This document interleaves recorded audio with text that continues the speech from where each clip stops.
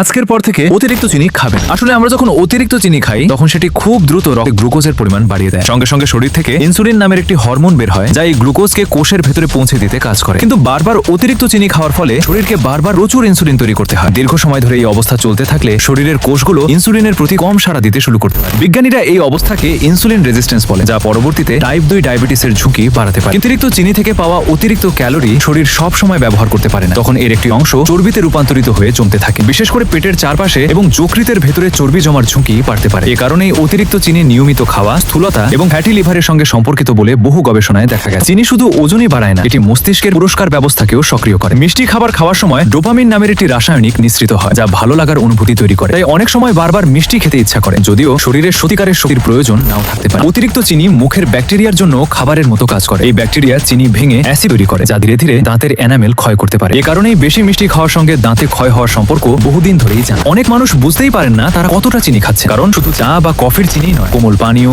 Biscuit, cake, chocolate, ice cream, প্যাকেটজাত juice এবং বিভিন্ন প্রক্রিয়াজাত খাবারেও উল্লেখযোগ্য পরিমাণ অ্যাডেড সুগার থাকতে পারে।